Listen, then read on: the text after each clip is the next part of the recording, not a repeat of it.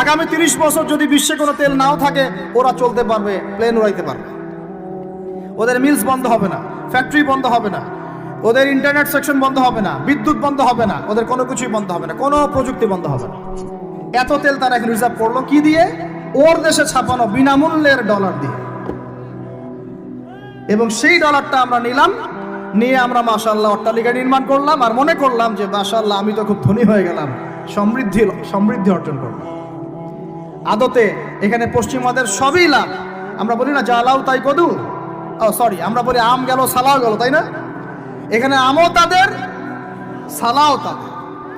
আদতে আমাদের কিছু নাই। আপনারা হাসতেছেন, কিন্তু এইটা হচ্ছে সারা বিশ্বের সবচেয়ে বড় জুলুম। এখন আমরা তো থার্ড ওয়ার্ল্ডের কান্ট্রি, এটা হচ্ছে যারা বড় বড় ধনী রাষ্ট্র, ওদের অবস্থা হচ্ছে এই। আর আমরা যারা থার্ড ওয়ার্ল্ডের কান্ট্রি, উন্নত বিশ্বের দিকে এগিয়ে যাচ্ছে, আমরা যারা আস্তে আস্তে, যে পথে আমাদের দুর্নীতি বাধা, আমাদের এই যে নৈতিকতার অবক্ষয় বাধা, আমাদের মধ্যে আমানতহীনতা বাধা, এই বাধাগুলো আমাদেরকে আগাতে দিচ্ছে না। তা আমাদের অবস্থা কি হতে পারে তাহলে চিন্তা করেন। এখন আমরা এই জায়গায় আছি, এই জায়গায় বসে বসে আপনি মনে করছেন যে আপনি মাশাআল্লাহ খুব পাক্কা মুসল্লি, হালাল খাচ্ছেন, নামাজ পড়তেছেন, তাহাজ্জুদ গোজার, জান্নাত কিনে নিয়েছেন মাশাআল্লাহ।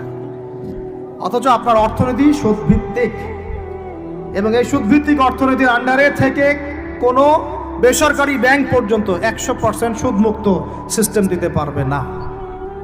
ফুল স্টপ, খালাস। আর এর উপরে আবার আছে ঘুষ, তার উপরে আবার আছে দুর্নীতি, তার উপরে আপনারা আবার মাপে কম দিচ্ছেন, তার উপরে আবার পণ্য মজুত করছেন, মার্কেটে ইচ্ছাকৃতভাবে প্রাইস বাড়ায় দিচ্ছেন, এই কাজগুলো করছেন। আমি শিক্ষিত একটা সমাজ পেয়েছি বলে কথাগুলো এভাবে মাহফিলে বললাম। এগুলো মাহফিলে কিন্তু আলোচনা হয় না। এগুলো কি মাহফিলে আলোচনা হয়? আমরা বিশ্বাস করি গাজীপুরের শহরের মানুষ, সব ঢাকার মানুষ, আপনারা সব বুঝেন, ইন্টেলেকচুয়াল অডিয়েন্স আছেন এখানে। এই কথাগুলো খোলামেলা বলার কারণেই ওদের দ্বারা পালিত কিছু তথাকথিত শায়েখ আমার উপর খুব ক্ষিপ্ত। এর আকীদা ঠিক নাই, এর মানহাজ ঠিক নাই, লেকচার শোনা যাবে না, ইত্যাদি ইত্যাদি। ঠিক আছে, আমারটা শোনার দরকার নেই, তোমাকে শুনতে কে বলছে? তোমার শোনার ইচ্ছা করে না, তুমি শুনিও না। যাদের শোনার ইচ্ছা তারা শুনবে ইনশাআল্লাহ। আর তোমার মতো কিছু মুনাফিক না শুনলে আমার কিছু যায়ও আসে না ইনশাআল্লাহ। মুমিনরা যারা, তারা শুনবে, বুঝবে, ইনশাআল্লাহ ওরাই প্রজন্ম করবে ইনশাআল্লাহ।